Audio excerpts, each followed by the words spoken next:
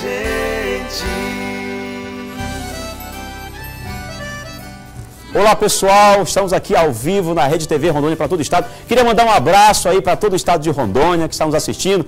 Olha, estamos em Porto Velho, mas você pode ligar, você de Paraná, Rolim de Moura, Vilhena, todo o estado de Rondônia. Vocês estão convidados a participar do Rondônia da gente, porque esse programa é seu, é meu, é nosso. Estamos aqui debatendo sobre o pós-usinas, tema este muito polêmico, tema que já cansou o prefeito Mauro Nazif. Estamos aqui com ele aqui descansando. Agora eu queria falar um pouquinho com o professor da Unir, João Paulo Viana. Uma brincadeira, viu, professor? Estamos aqui para falar um pouquinho sobre esse tema muito sério, professor. Fique à vontade. Ô Marcondes, boa noite, né? Boa Obrigado noite pelo convite, ao Massoud Badra também um agradecimento. Queria saudar aqui o prefeito Mauro Nazif, o secretário Marcelo Bessa, né, o vereador Cid Orleans, o professor Luiz Carlos, meu amigo Alexandre Porto, diretor da Uniron. A satisfação está aqui no seu programa e eu gostaria de falar diretamente para o prefeito Mauro Nazif, né? A missão do senhor é muito difícil, prefeito. O senhor tem uma belíssima carreira política no Legislativo, isso é inegável.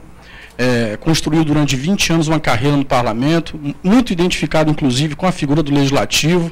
Agora, o senhor governa ao atraso. Me perdoe a expressão atraso, no sentido de que o senhor pegou uma cidade destruída.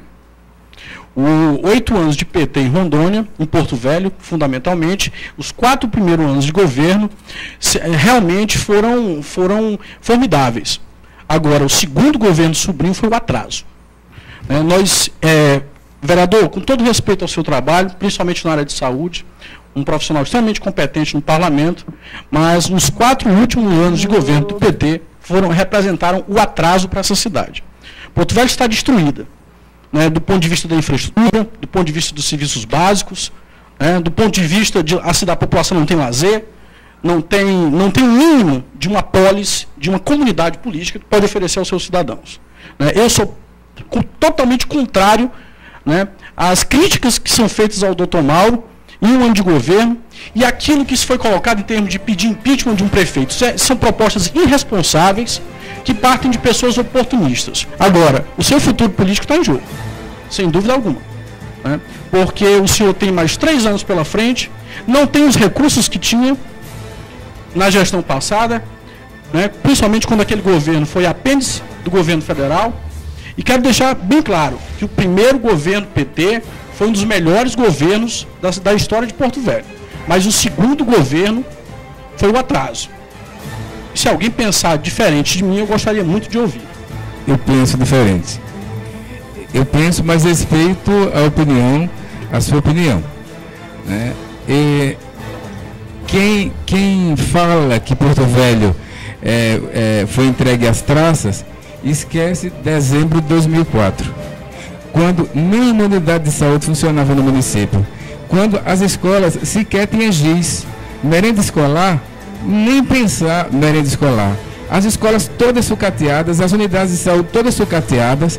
Nós construímos e inauguramos, o governo do PT, mais de 20 unidades de saúde. Nós temos uma maternidade de 8 anos abandonada, totalmente abandonada, que nunca era inaugurada. Hoje está aí o prefeito para confirmar. É uma das melhores maternidades do norte do país, é a nossa maternidade.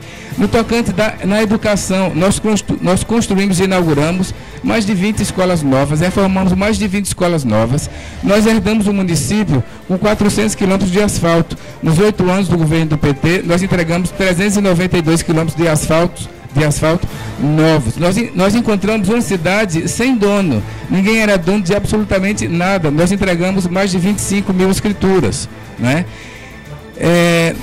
Centro de convivência do idoso, dezenas, praticamente, e o senhor é daqui, conhece, praticamente nós tínhamos uma inauguração todos os meses, às vezes uma inauguração por semana, coisa que não se via há muitos anos, uma única inauguração de nada nesse município. Agora, problemas, todo governo enfrenta, né? O próprio doutor Mauro está enfrentando diversos problemas.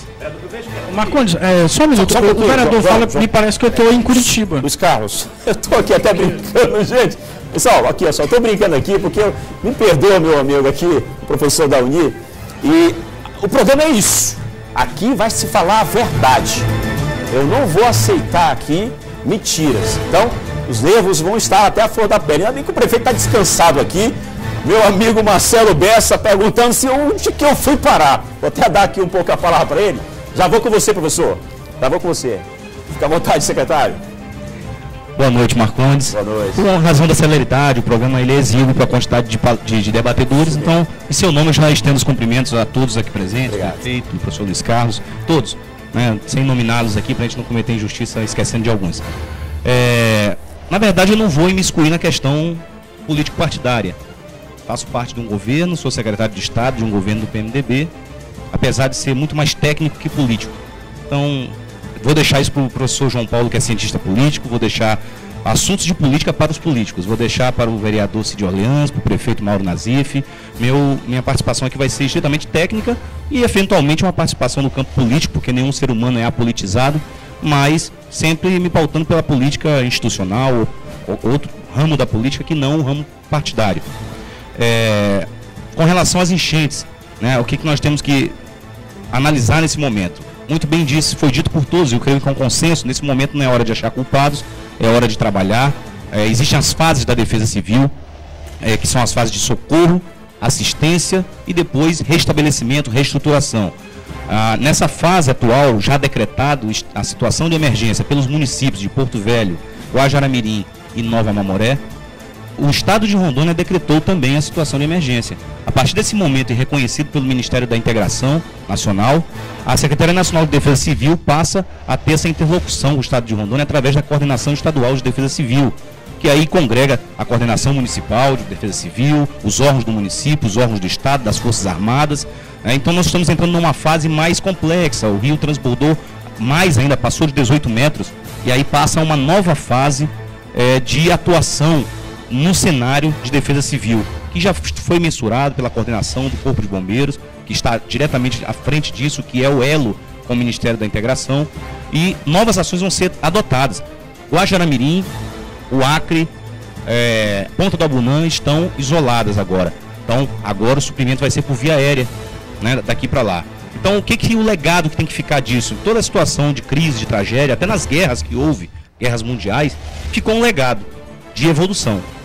Toda a tragédia deixa isso, essa integração que está havendo das instituições, a solidariedade do porto-velhense, do rondoniense de uma maneira geral, né? Mas o legado que tem que ficar com relação a quando se levar em conta a fase da reestruturação, né, das estradas, reestruturação da área urbana, né, do caos que vai ficar, do desastre que vai ficar depois da baixa do rio, o que deve acontecer numa previsão otimista em abril.